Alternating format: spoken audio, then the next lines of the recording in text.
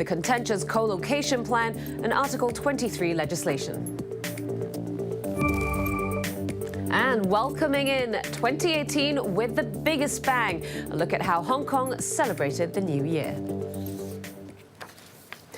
Well, first up tonight, a New Year's address with a chilling threat. North Korea's leader has marked the start of 2018 by warning the nuclear button is, quote, on his desk, while announcing plans to mass-produce warheads and ballistic missiles.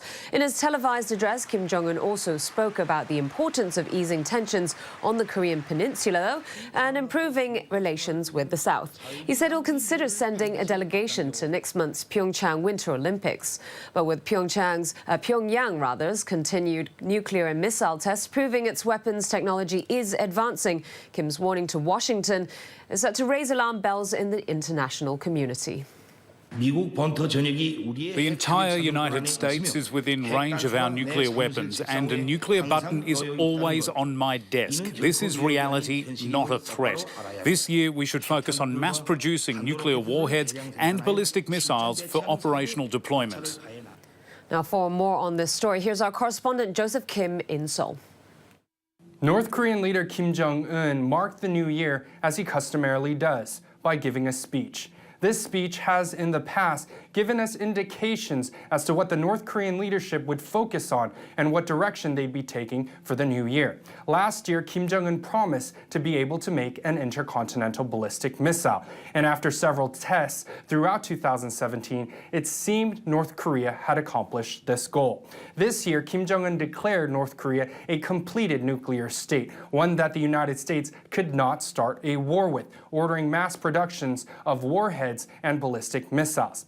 But while the speech heavily focused on deterrence against the United States, it also took a softer tone with its neighbor, South Korea, wishing success to the Pyeongchang Winter Olympics and opening up the possibility of sending a delegation to the event, as well as the possibility of dialogue. Still, publicly, North Korea has continued to maintain that it's ready for dialogue. But when the time had come, like last year when South Korea offered official talks, North Korea has remained silent.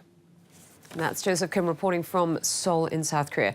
Now to some local news now. Hong Kong kicked off its new year with the annual rally organised by Civil Human Rights Front as demonstrators protested the joint immigration arrangements and national security legislation. Members of the Democratic Party and Labour Party were also among those who marched from Causeway Bay to the Tamar government headquarters this afternoon.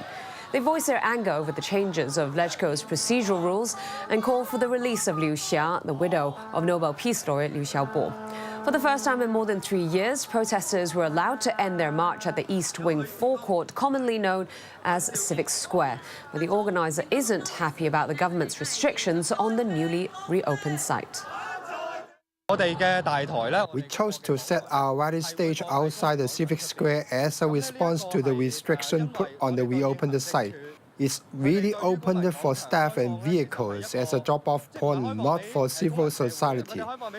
Therefore, we won't use the square, and we disagree that this is considered opened up. Well, a new year also means new price tags for several services in the city. From today, electricity will be more expensive, rising at 1.9%. CLP Power is now charging a little over $1.15 per unit, while Hong Kong Electric has upped its prices to $1.12. Sending letters will also cost more, $2 instead of $1.70 for local mail. Drivers will also need to pay attention with price hikes impacting Housing Authority car parks. Hourly rates will increase by $2, while the monthly parking fee is going up by around 6%. Well, the new year was rung in with a bang. A few loud ones, in fact. Take a look.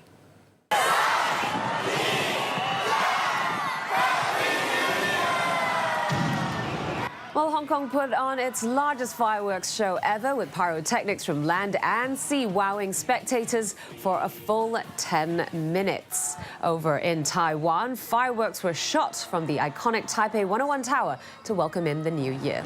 Hours earlier, Australia saw spectacular fireworks light up the famous Sydney Harbour Bridge. Now, over in Europe, Paris rang in 2018 with video animation and fireworks. As for the New Year's celebrations across the UK, here's Diane Hodges with the details.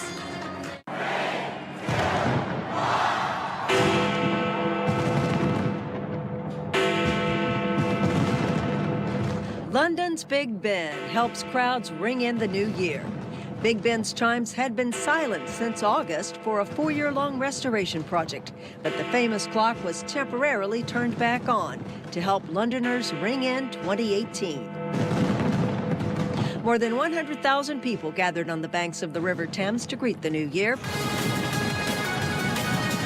The festivities included a midnight fireworks display, choreographed to the music of various female artists to mark the 100th anniversary of women winning the right to vote. Security was tight after a wave of terror attacks around the globe. Armed police accompanied by dogs patrolled the streets. No problems were reported. Well, U.S. President Donald Trump struck a positive tone and predicts a fantastic 2018 as he attended his New Year party at his lavish Mar-a-Lago resort in Palm Beach, Florida. Flying by First Lady Melania and his son Barron, Trump highlighted his achievements in 2017. We're off to a very good start, as you know, with the great tax cuts and ANWR and getting rid of the individual mandate, which was very, very unpopular, as you know. But we are going to have a tremendous year. The stock market, I think, is going to continue to go up. Companies are going to continue to come into the country. We'll see. We'll see. Come on inside, folks.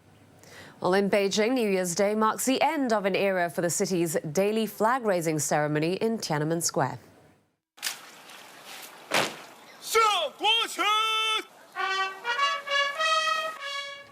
Starting from today, the People's Liberation Army takes over responsibility for the Sunrise event from the paramilitary police. Nearly 100 soldiers and more than 90,000 people have taken part in it, according to Xinhua. The switch comes after China decided to put its 1.5 million paramilitary police under the command of Central Military Commission, which is led by President Xi Jinping. The move is seen as a latest sign of the Communist Party's efforts to consolidate power. To Iran now, where anti-government protests have continued to sweep the streets of major cities, despite the president's warnings of a tough crackdown. Hassan Rouhani says Iranians have the right to demonstrate, but must avoid violence. Julian Kitchener has more. In his first public address since anti-government protests swept Iranian streets, President Hassan Rouhani appealed for calm.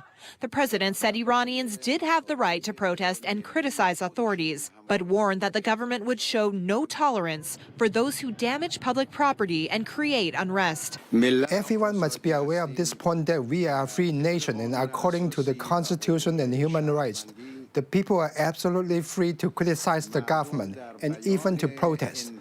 But their protests should be done in such a way as to aim at the end to improve the situation in the country.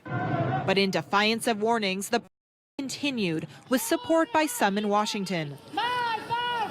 2 demonstrators have reportedly been killed in the city of Darude, and there are reports of dozens arrested across Iran.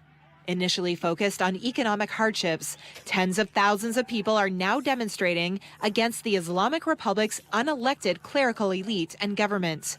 And that has sparked implicit support from U.S. President Donald Trump, who tweeted Sunday, "Big protest in Iran. The people are finally getting wise as to how their money and wealth is being stolen and squandered on terrorism." But some Iranian officials already are blaming foreign agents for the latest unrest. The biggest in Iran since 2009, when protesters challenged the re-election of then-President Mahmoud Ahmadinejad. All right, coming up next, the latest from the world of business.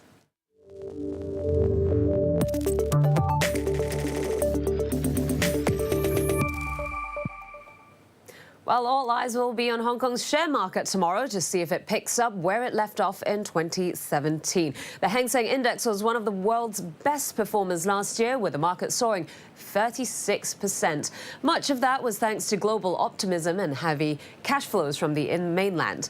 There'll certainly be particular interest in the likes of Tencent, which rose 114%, and Geely Auto, which returned investors an enormous 266% since March. Well, in the new year, China will be courting more foreign investment with a promise to open up market access. That's according to Trade Minister Zhong Shan, who noted in the latest edition of the country's political journal To2018 that China is in the midst of great changes. As it moves from rapid growth towards high-quality development, Zhong said China must make market access much easier for foreign companies and protect their business interests. Zhong added the business environment must be made more transparent, fair and predictable, all the while preserving the country's new era of socialism with Chinese characteristics. Well, 2017 was a year filled with challenges for the airline industry. While greater competition in the sector makes flying more accessible, the small margins airlines are working with has seen customer care suffer at the hands of profit. Kate King takes a look back at the past year. From passenger gate to closed gates, it was a turbulent year for the airline sector. It would be an absolutely fantastic time for airlines. We're certainly seeing people start to travel again. The low-cost flight model is very well established. Yet we've still seen some of the weaker names getting filtered out of the market.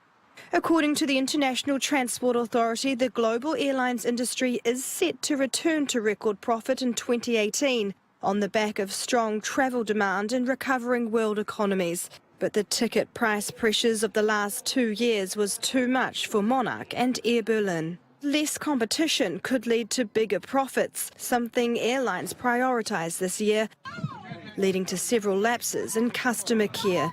Come on. The most obvious, United Airlines. It sparked international outrage after a video went viral showing a man dragged down the aisle of a United jet that had been overbooked. All airlines will routinely try and overbook their airlines because they know or they assume there will normally be a number of people who will book and not turn up. So maintaining load factors is very important in terms of maintaining profitability in a sector where margins are incredibly thin. Air travel is no longer fun. It's become a commodity. And the airlines that can deliver that commodity with the least hassle and the best customer respect are the ones you tend to go for. That could be Ryanair's downfall. A pilot shortage saw it cancel thousands of flights, affecting up to 700,000 people. Perhaps its saving grace will be the fact it's not tied up in the uncertainty of Brexit, which continues to hang over its British-based rival, EasyJet. All right, time for a break now, but when we return, a new year means new beginnings and new life. Meet the two babies who came into the world at the stroke of midnight.